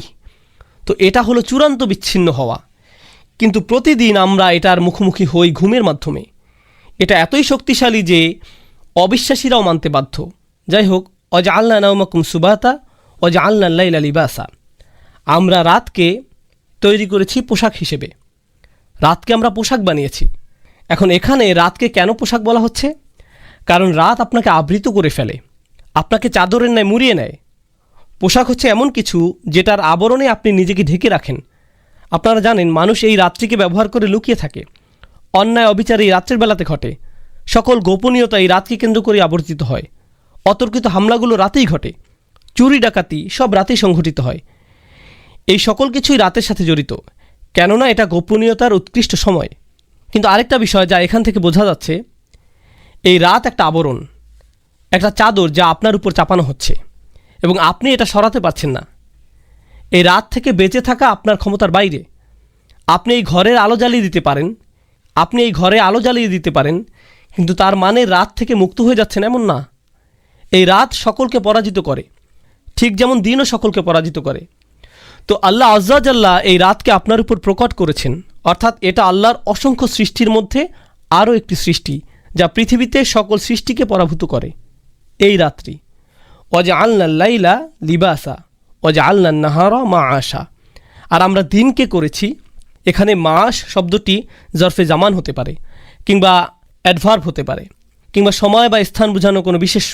আক্ষরিকভাবে এখানে সময়, অথবা এটা ইনফিনিটিভ হতে পারে, যেটাকে আরবিতে বলে মাসদার। এবং এর দ্বারা আয়াতে কী বোঝায় সেটা আমরা সামনে আলোচনা করব। ওয়াজআলনা আন-নাহারা মাআশা, আর আমরা উজ্জ্বল দিন বা সকালের সময়কে জীবিকার মাধ্যম বা জীবিকার সময় বানিয়েছি। মাস বলতে এই দুটোর দিকে ইঙ্গিত করা হয়েছে। দিনের সময়টাতেই মানুষ তার জীবিকা উপার্জন করে থাকে, আর এটা বিশেষভাবে মরুভূমির ক্ষেত্রে সত্য, কেননা মরুভূমিতে খুবই কম জায়গা আছে যেখানে চাষবাস করা যায়, এবং সেখান থেকেই পুরো অঞ্চলের মানুষদের খাবারের ব্যবস্থা হয়। এই খাবার উৎপাদিত হবে না যদি না সেটা সূর্যের আলো সঠিকভাবে পায়। অর্থাৎ দিনের সময়টা হচ্ছে মাধ্যম যখন জীবনের সঞ্চার হয়, আর সাথে এটা হচ্ছে এমন সময় যখন ব্যবসা বাণিজ্য করা হয়, সাথে সকল কাজকর্ম করা হয়। দিনের বেলাতে এগুলো হয়। এমনকি বর্তমানের এই আধুনিক যুগেও স্টক মার্কেট সকালবেলাতেই শুরু হয়, রাতে বন্ধ হয়। সাধারণত আপনি যদি কোনো চাকরিতে ঢোকেন সেটা সকালে শিফটেই হয়, রাতে না। বেশিরভাগ মানুষ সকালেই কাজ করে। তো এটাই হচ্ছে সময় যখন মানুষদের জীবিকা উপার্জন ঘটে থাকে এবং মাসের ব্যবস্থা হয়ে থাকে, জীবনযাত্রার মাধ্যম। পরিশেষে আল্লাহ বলছেন ওয়াবানাইনা ফাওকাকুম সাবআন শিদাদা, আর আমরা নির্মাণ করেছি, তৈরি করেছি তোমাদের উপর সাবআন শিদাদা। এখানে ফাওকাকুম আপনারা যদি অন্য আয়াতগুলোতে লক্ষ্য করেন, যেগুলো মাত্র আসলো সবগুলোতেই কিছু আভাস ছিল সরাসরি না থাকলেও। পরোক্ষভাবে মানুষদের উদ্দেশ্য করে। ওয়াজআলনা লাইলা লিবাসা, আমরা রাতকে বানিয়েছি আবরণ। কাদের জন্য? আমাদের জন্য। দিনকে বানিয়েছি জীবিকা উপার্জনের জন্য। কাদের জন্য? আমাদের জন্য। তো এগুলোতে সর্বদাই আমাদের দিকে ইঙ্গিত করা হয়েছে, সাথে আমাদের দুর্বলতা, হীনতা স্পষ্ট করা হয়েছে আল্লাহর সৃষ্টিসমূহের সামনে, এবং আল্লাহর অন্য সকল সৃষ্টির নিকট আমরা কতটা নির্ভরশীল সেটা। তো আবারও আল্লাহ এখানে বলছেন না অবানাইনা সাবান শিদাদা, আমরা 7টি প্রগাঢ় আসমান নির্মাণ করেছি, 7টি ক্ষমতাবান ত্রুটিহীন ঊর্ধ্বালোক তৈরি করেছি। না, কিন্তু তিনি এখানে যুক্ত করেছেন ফাওকাকুম, আমরা তোমাদের উপর নির্মাণ করেছি। আর এই নির্মাণ কৌশল, নির্মাণের আইডিয়া যদি মানুষের ক্ষমতার সাথে তুলনা করা হয়, আমরা মানুষরাও নির্মাণ করি, তো তুলনা করে দেখুন, মানুষরা সর্বোচ্চ যা নির্মাণ করতে পারে আর আল্লাহ যা করছেন সাবআন শিদাদা। সুবহানাল্লাহ। লক্ষ্য করুন, প্রতিনিয়ত আমাদেরকে আমাদের অবস্থান স্মরণ করানো হচ্ছে। এই আলোচনা যুক্তিগুলোর পিছনে মূল লক্ষ্য মানুষকে তার অবস্থান স্মরণ করানো। তোমাদের যোগ্যতা নেই যে তোমরা পরকালের ব্যাপারে এমন মন্তব্য করো। তোমাদের ক্ষমতা সম্পর্কে তোমাদের ধারণা থাকা উচিত। তোমরা কতটুকু দুর্বল, কতটা তুচ্ছ সেটা তোমাদের বোঝা উচিত। অবানাইনা ফাওকাকুম সাবআন শিদাদা। আর যথারীতি এর উপর ওয়াজআলনা সিরাজাও ওয়াহাজা, এবং তারপর আমরা স্থাপিত করেছি সিরাজ। সিরাজ আরবিতে রূপকার্থে ব্যবহৃত হয়। এর দ্বারা সকল কিছু যা আলোর নিঃসরণ ঘটায় তা বোঝায়, অথবা যা জ্বলে, কিন্তু কোরআনে সর্বদাই এর দ্বারা সূর্যকে বোঝানো হয়েছে। এর পরের শব্দটাতে আমরা ইসমে মুবালাগার প্রয়োগ দেখতে পাই, অহাজা। অহাজ শব্দটি এসেছে অহাজা ইয়াহাজু ওয়াহাজুন থেকে, যেটার ভিত্তিগত অর্থ দ্বারা এমন কিছু যেটা অসাধারণ কিংবা উদ্দীপ্ত। এর সাথে যুক্ত হলো অহাজ, যেটা আরবিতে সেই রূপ যেটা কিনা শব্দের অতিশায়ন ঘটায়, অর্থাৎ অস্বাভাবিকভাবে উদ্দীপ্তময় অসাধারণ প্রদীপ আমরা তোমাদের জন্য স্থাপন করেছি। তো দুনিয়াতে তোমরা যত প্রকার বাতি জ্বালাতে পারো, যত প্রকারের ঝাড়বাতি তৈরি করতে পারো, সেগুলোর তুলনায় আল্লাহ তাআলার এই সৃষ্টি কেমন? আবারও এর দ্বারা জানান দেয়া হচ্ছে মানুষের ক্ষমতাহীন অবস্থা। একই সময়ে আল্লাহ সুবহানাহু ওয়া তাআলার সৃষ্টিশীল ক্ষমতার রূপ। ওয়া আনজালনা মিনাল মুসিরাতি মাআন সাজ্জাজা, একটি চমৎকার আয়াত যা আল্লাহর সৃষ্টিশীল নৈপুণ্যের প্রকাশ ঘটাচ্ছে। তিনি বলছেন, আমরা পাঠিয়েছি মিনাল মুসিরাত। আসারা শব্দটি আরবিতে, অথবা ইয়াসার যেটা মাজদার, এর অর্থ হচ্ছে চাপ দিয়ে নিঃশেষিত করা, শক্ত মুষ্টিতে নিংড়ানো। একটা মত অনুযায়ী এর দ্বারা বাতাসকে বোঝানো হচ্ছে। বাতাস বহমান হয়, তারপর তা মেঘদের চাপ দিয়ে নিংড়িয়ে নেয়, এবং এরপর মেঘ থেকে পাওয়া যায় বৃষ্টি। তো এখানে একটা চিত্র উপস্থাপিত হলো, বাতাসের সবশেষ মেঘদের নিংড়িয়ে দেয়া। ইয়াসার শব্দটি ক্লাসিক্যাল আরবিতে ব্যবহৃত হয় এমন একটি কাপড়কে বোঝাতে যেটা পুরোপুরি ভেজা। আপনি সেটাকে নিংড়ালে, চাপ দিলে পানি বের হয়। এছাড়াও ইয়াসার ব্যবহার করা হয় সেই মেঘমালাকে বোঝাতে যেটা পানি দ্বারা পরিপূর্ণ, আর নিতে পারছে না, এবং পরবর্তীতে বৃষ্টি হচ্ছে। তো এই দুইটি হচ্ছে অর্থ যা আমরা পাই মুসিরাতের মাধ্যমে। মেঘমালা যা বাতাসের চাপে থাকে, অথবা মেঘমালা যা পানি দ্বারা পরিপূর্ণ থাকে। মা আন সাজ্জাজা, পানি যা কিনা সাজ্জাজা। সাজ শাব্দিক অর্থে বোঝায় উদ্বেলিত, প্রবাহিত, অতিমাত্রায় ভারী বর্ষণ কিংবা জলোচ্ছ্বাস, অর্থাৎ আমরা অত্যাধিক মাত্রায় পানি সরবরাহ করছি। আবারও যেটার মানুষের সাথে তুলনা চলে না, আমরা জানি পানি হচ্ছে এমন আরেকটা বিষয় যা মানুষকে পরাভূত করে, হয়তো এর অতিপ্রবাহের দরুন অথবা এর ঘাটতির দরুন। আল্লাহ যখন পানি সরবরাহ বন্ধ রাখেন, সেটা মৃত্যু বা দুর্ভিক্ষের কারণ হতে পারে। যখন তিনি অত্যাধিক পানির সরবরাহ করেন, তখনও সেটা মৃত্যু বা ধ্বংসের কারণ হতে পারে। সুবহানাল্লাহ। তো আল্লাহ আজ্জা ওয়া জাল্লা আবারও এখানে মানুষের উপর তার ক্ষমতার প্রদর্শন করে যাচ্ছেন।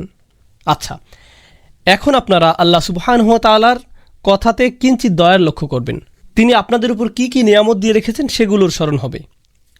লিনুখরিজা বিহি হাব্বাও ওয়া নাবাতা, আমরা এখান থেকে পাই, এখানে হি দ্বারা অর্থাৎ সর্বনামটি দ্বারা মা বা পানি বোঝানো হচ্ছে। পানি থেকে আমরা বের করি হাব্বা ওয়া নাবাতা। হাব্বান শব্দটি ব্যবহৃত হয় সকল প্রকার শস্য বোঝাতে, সকল প্রকার দানা, এ ধরনের ফসল বোঝাতে। নাবাত শব্দটি ব্যবহৃত হয় সকল প্রকারের ঘাস বা শাকসবজি বোঝাতে। তো সামগ্রিকভাবে পৃথিবীর পুষ্টি সাধনের জন্য সকল খাদ্যের কথা বলা হচ্ছে। পৃথিবীতে যদি এই সবুজ শ্যামল উদ্ভিদ না থাকে, প্রাণের অস্তিত্ব থাকবে না। আমরা যাই আহার করি না কেন সেটা উদ্ভিদ জীবনের সাথে জড়িত। আচ্ছা, যাই হোক, লিনুখরিজা বিহি হাব্বা ওয়া নাবাতা ওয়া জান্নাতিন আলফাফা। এর চাইতে মজার বিষয় হচ্ছে, জান্নাত বলতে আমরা জানি ঘন সবুজ বাগান, আর আলফাফ শব্দটি হতে পারে লাফিফের বহুবচন। যদিও এই ব্যাপারে আরও মত রয়েছে। লাফিফ শব্দের অর্থ যা ছড়ানো বা জড়ানো থাকে। তো দৃশ্যায়ন হচ্ছে এমন বাগানের যেখানে গাছের সাথে ডালপালা, পাতাসমূহ একত্রে বিজড়িত অবস্থায় আছে। সূক্ষ্মভাবে এটা আরেকটার সাথে যুক্ত, দেখতে মনে হচ্ছে একে অপরের সাথে জট লাগা অবস্থায় আছে। এটাই হচ্ছে ওয়া জান্নাতিন আলফাফা। গাছপালা যেগুলো এতটাই কাছাকাছি আর এতটাই ঘন যে আপনি বলতে পারবেন না কোথায় শুরু আর কোথায় শেষ, এটাই জান্নাতিন আলফাফা। এটাই মূলত দৃশ্যায়ন যা এখানে করা হয়েছে। এখন এতক্ষণ ধরে সৃষ্টিশীল ক্ষমতার এতটা ব্যাখ্যা করবার পর, এটা ছিল দ্বিতীয় স্তবক, যদি মনে থাকে, দ্বিতীয় পাঠ এই সূরার, যেখানে মানুষের ক্ষমতা কিংবা দুর্বলতার সাথে আল্লাহর সৃষ্টিশীলতার একটা তুলনা করা হয়েছে।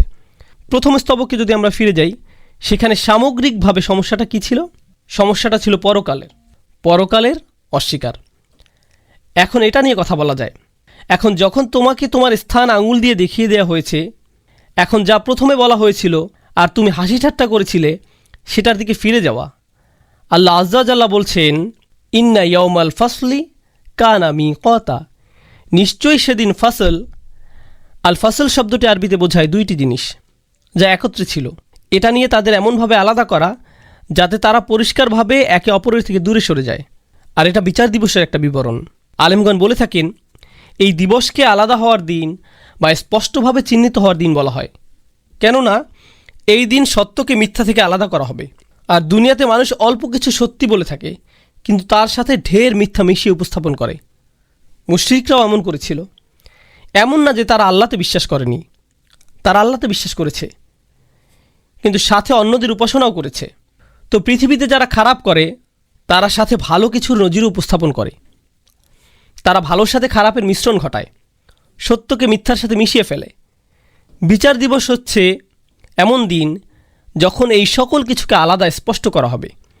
মানুষকে তার মিথ্যা থেকে আলাদা করা হবে, প্রার্থনাকারীদেরকে তাদের মিথ্যা উপাস্যদের থেকে বিচ্ছিন্ন করা হবে, তাদের উপর যে ভরসা করেছিল সেটাও। অত্যাচারী শাসককে তার ক্ষমতা থেকে দূরে নেওয়া হবে। সকল বিষয় যা এখন একত্রে যুক্ত আছে সব কিছুই সেদিন পৃথক হবে। আল্লাহ আজ্জা জাল্লা এমনকি সূরাতুল বাকারাতে অনুসারীদের কথা উল্লেখ করেছেন যাদেরকে লিডার থেকেই আলাদা করা হবে। ইজতাবারাল্লাযীনা ইত্তাবাউ মিনাল্লাযীনা ইত্তাবাউ। সেই মানুষজন যাদের অনুসরণ করা হতো তারা নিজেদের তাদের থেকে গুটিয়ে নিবে যারা তাদের অনুসরণ করত। তো বর্তমানে যেসব বাচ্চারা হাল আমলের ট্রেন্ড হিসেবে বিভিন্ন সুপারস্টার সেলিব্রিটিদের অনুসরণ করছে, হিসাবের দিন এনারা তাদের সেই ভক্তদেরকে চিনবেই না। তারা সেই ভক্তদের থেকে দূরে সরে যাবে। এদের তো আমি চিনিই না, এদের সাথে আমার কোনো কিছু নেই। আবার একইভাবে আমরা অনেক সময় ফ্যামিলি ট্র্যাডিশনকে এত বেশি গুরুত্ব দেই যা ইসলামে নিষিদ্ধ কোনো বিষয়। বাপ, চাচা কিংবা কোনো পারিবারিক বুজুর্গের কথায় করে ফেলি। বিচারের দিন এই আঙ্কেল আন্টিও যার কথায় আমি সুদ নিয়েছি, অশালীন পার্টি আয়োজন করেছি, অসৎ ব্যবসায় অংশ নিয়েছি, আমাদের থেকে সরে যাবে, সরাসরি অস্বীকার করবে, বলবে আমরা তো এর কিছুই জানি না। যাই হোক, ইন্না ইয়াউমাল ফাসলি কানা মিকাতা। এই ফাসল বা পৃথক করার দিনের একেবারে সর্বোচ্চ চিত্রায়ন যেটা আল্লাহ আজ্জা জাল্লা করেছেন, এই দিনে মা তার সন্তান থেকে পৃথক হবে।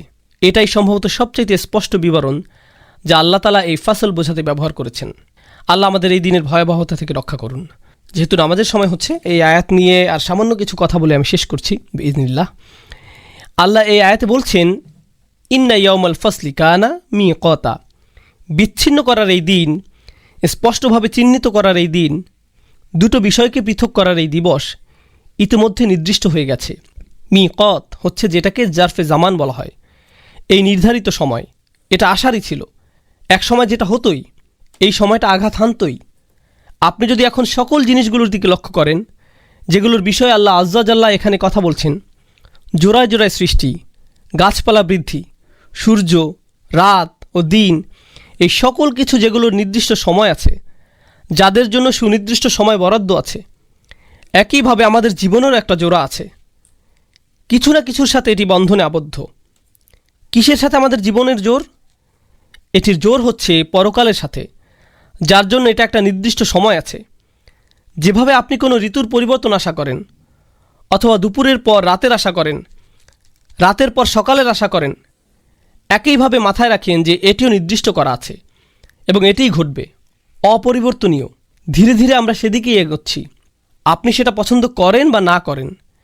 একইভাবে বিষয়টি আরেকটি জায়গাতে বর্ণিত হয়েছে, শীঘ্রই যেটা নিয়ে আমরা আলোচনা করব ইনশাআল্লাহ তাআলা। ইয়া আইয়ুহাল ইনসান ইন্নাকা কাদিহুন ইলা রব্বিকা কাদহান ফামুলাকিহ।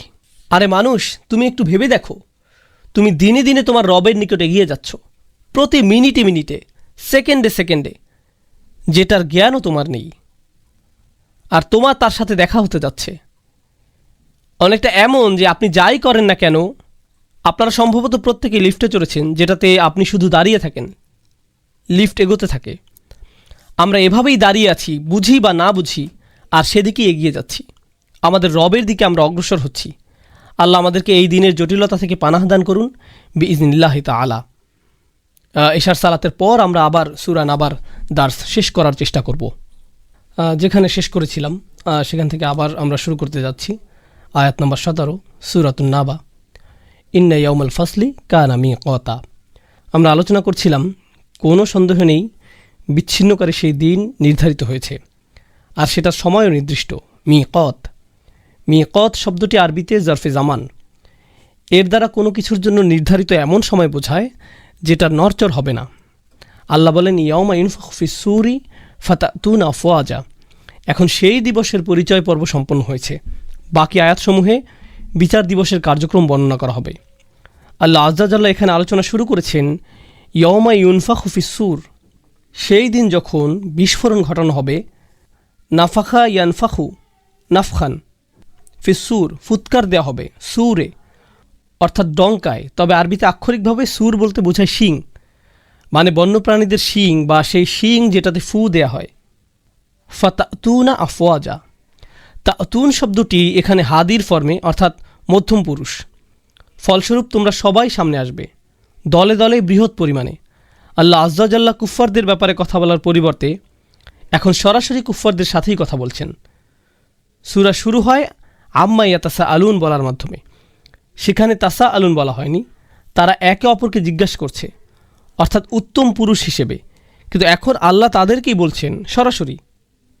অন্যভাবে বললে, শুরুতে আল্লাহ তাদের প্রতি ক্ষোভ প্রকাশ করেছিলেন, তাদের সাথে সরাসরি কথা না বলেই তিনি তাদের ব্যাপারে শুধু আলোচনা করেছিলেন। আরবিতে এটাকে বলা হয় তাবঈদ, ব্যক্তি থেকে নিজেকে দূরে সরানো, যার সাথে আপনি খুশি নন। তবে আরবিতে আরও একটি উপায় আছে কারো প্রতি নিজের ক্ষোভ জাহির করার জন্য, যেখানে প্রথমে ব্যক্তির সাথে সরাসরি কথা বলা হয় না, তবে পরবর্তীতে হঠাৎ তার দিকে ফেরা হয় আর তাকে হঠাৎ সারপ্রাইজ করে দেওয়া হয়। এরকম ক্লাসরুমে প্রায় হতে দেখা যায়। কেউ যদি কোনো বিষয়ে ফেল করে, টিচার ক্লাসরুমে ঢুকে পরোক্ষভাবে বলে, কিছু ছেলেপেলে একেবারেই পড়াশোনা করে না। এখন সব ছাত্ররাই কিছুটা নার্ভাস, কিন্তু কেউই জানে না যে এটা কার বিষয় বলা হচ্ছে। তারপর শিক্ষক মশাই তার কথার ভিতরেই হঠাৎ আবদুল্লার দিকে ফিরে বলেন, এই আবদুল্লাহ তুমি। এতে কি হবে মনে করেন? আবদুল্লাহ হঠাৎ আকাশ থেকে পড়ল। কাউকে সাবধান করার জন্য আল্লাহ তাআলা কোরআনে প্রায় এই স্টাইলের অবতারণা করেন। যেমন ধরুন, আল্লাহ তাআলা কোরআনে বলেন, ওয়াকালু ইত্তাখাযাল্লাহু ওয়ালাদা, তারা বলে আল্লাহ পুত্র সন্তানের পিতা হয়েছেন। লাকাদ জিতুম শাইআন ইদ্দা, তোমরা তো এক ভয়ঙ্কর কথার অবতারণা করেছ, জঘন্য বিষয় নিয়ে এসেছ। সরাসরি তাৎক্ষণিকভাবে আল্লাহ তারা থেকে তোমরাতে চলে গেছেন, কিন্তু তোমরা এটা করেছ। অর্থাৎ পরিবর্তন হলো গায়েব বা উত্তম পুরুষ থেকে হাদির মধ্যম পুরুষে। এই একই জিনিসটি ঘটল এই সূরাতেও। ফাতাতুন আফওয়াজা, আরবিতে আতা ইয়াতি শব্দটার একটা সুবিধা হচ্ছে, এই শব্দটার দ্বারা শুধু আবির্ভাব বা উপস্থিত হওয়া বোঝায় না। যেমন যা আ ইয়াজি উ শব্দটা দ্বারা আবির্ভূত হওয়া বোঝায়, কিন্তু আতা ইয়াতি দ্বারা কারো আবির্ভাব বোঝায়, সাথে আত্মসমর্পণও বোঝায়। আসমান ও জমিন আল্লাহর দিকে ফিরল এবং তারা বলল, আমরা আসলাম মাথা নত করে, মানে আমরা আত্মসমর্পণ করলাম পুরোপুরি। তাই ফাতাতুন আফওয়াজা অর্থাৎ তোমরা দলে দলে আত্মসমর্পণ করবে। তোমরা দলে দলে শুধু আসবে এমন না, তোমরা দলে দলে বশ্যতা স্বীকার করে নিবে। এখানে মূলত তুলনা চলছে কিভাবে এখন তারা বিদ্রোহ করছে আর কিভাবে তারা তখন দলে দলে আত্মসমর্পণ করবে আল্লাহর নিকট। অফুতিহাতিস সামাউ ফাকানাত আবওয়াবা। এখন আপনারা হয়তো লক্ষ্য করছেন, আল্লাহ আযজা ওয়া জাল্লা এই সূরাতে যখন তার ক্ষমতা প্রদর্শন করছিলেন, তিনি বলেন অবানাইনা ফাওকাকুম সাবআন শিদাদা। আলেমদের মধ্যে ইজমা আছে যে এখানে আসমানসমূহের কথাই বলা হচ্ছে, কেননা সাবআ শব্দটা আছে। আল্লাহ আমাদের উপর নির্মাণ করেছেন 7টা ঘন মজবুত স্থাপনা, 7টা আকাশ। এখন এই 7 আকাশের সম্পর্কে আল্লাহ বলছেন যে আল্লাহর এগুলো ধ্বংস করবার ক্ষমতা আছে। আল্লাহ নিজেই এই 7 আকাশের ক্ষমতার দৃশ্যায়ন করছেন, আর তিনি নিজেই এখন আকাশসমূহের ব্যাপারে একত্রে বলছেন অফুতিহাতিস সামা উ ফাকানাত আবওয়াবা। আর সামা, আকাশকে তখন খোলা হবে, আকাশকে চিরে প্রকাশিত করা হবে বাস্তবেই। ফাকানাত আবওয়াবা, মনে হবে যেন এগুলো দরজা। এটা হচ্ছে কুরআনিক বালাগার একটা উদাহরণ। আকাশসমূহ দরজার ন্যায় হবে, এর দ্বারা কি বোঝায়?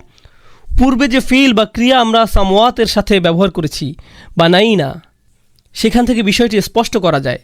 আল বিনা শব্দের অর্থ নির্মাণ করা। নির্মাণ বা স্থাপনার ক্ষেত্রে একটা বিল্ডিং এর সবচাইতে দুর্বল অংশ কোনটি হয়? অবশ্যই সেটি দরজা।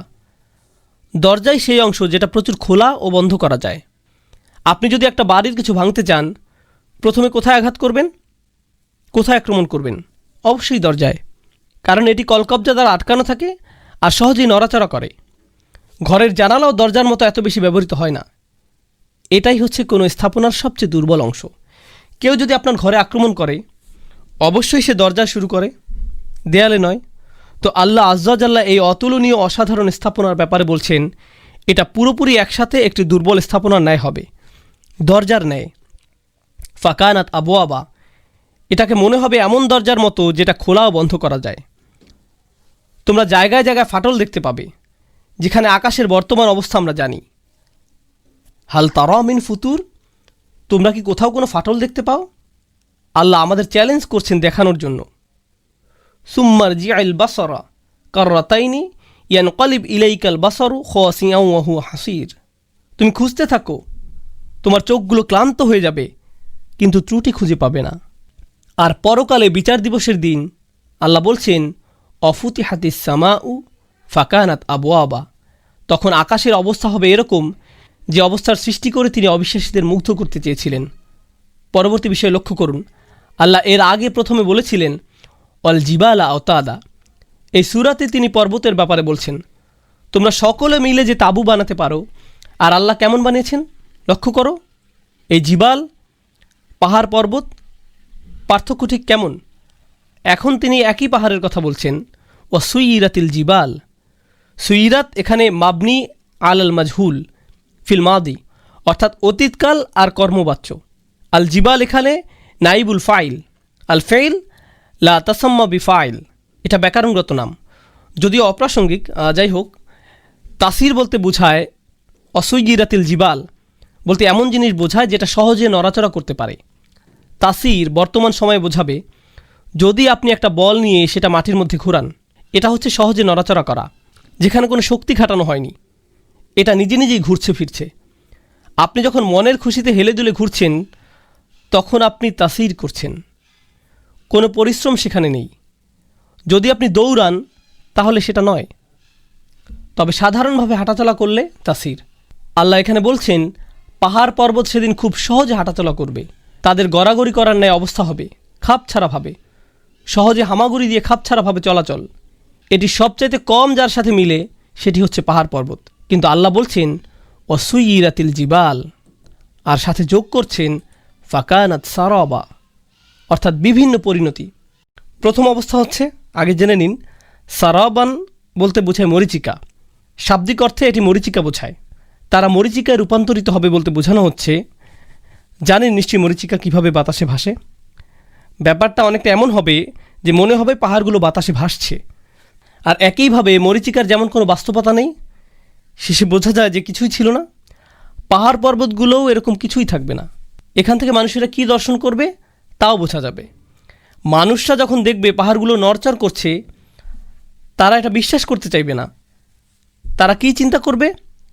তাদের নিকট মনে হবে এটা তো মরিচিকা, এটা তো হতেই পারে না। ফাকানাত সারাবা। এখন আল্লাহ আজ্জা জাল্লা তার মূল কথার দিকে আসছেন। শুরুতে 2টি সাবধানবাণী ছিল, কাল্লা সাই আলামুন, সুম্মা কাল্লা সাই আলামুন, 2টি ওয়ার্নিং। প্রথমটি ছিল বিচার দিবসের জন্য, ইয়াউমা ইউনফাখু ফিস-সূরি ফাতআতুনা আফওয়াজা ওয়া ফুতিহাতিস সামাউ ফাকানাত আবওয়াবা ওয়া সুয়িরাতিল জিবাল ফাকানাত সারাবা। এগুলো সবই ছিল প্রথম সতর্কবাণীটার পরিপ্রেক্ষিতে। ইয়াউমুল ফাসল, আল কিয়ামা, কাল্লা সায়ালামুন, দ্বিতীয়টা কী কারণে ছিল? একটু পরেই তারা জানতে পারবে যে এটা জাহান্নামের ব্যাপারে বলা হয়েছে। এটা দ্বিতীয়বার যখন তারা বুঝতে পারবে, তো প্রথমে কিয়ামা, তারপরে আন্নার। তো আমরা সামনে আগাই। এখন আমরা পরবর্তী দৃশ্য দেখতে পাব। ইন্না জাহান্নামা কানাত মিরসাদা, নিশ্চয়ই জাহান্নাম শুরু থেকে উৎপেতে অপেক্ষা করছে। মিরসাদ শব্দটা, এর সাথে আরেকটা শব্দ আছে মারসাদ, যেটা আসছে রসাদা আরবি শব্দ থেকে। রসাদা ইয়ারসুদু আসছে নাসারা ইয়ানসুরু থেকে। অকাদুলাহুম কুল্লা মারসাদিন, মানে এমন কোনো জায়গা যেখানে আপনি লুকিয়ে থাকেন কাউকে আক্রমণ করার জন্য, এটাই মারসাদ। মিরসাদ যেটা একটি ভিন্ন শব্দ, এর দ্বারা বোঝায় এমন জায়গা যেটা ওৎপেতে থাকার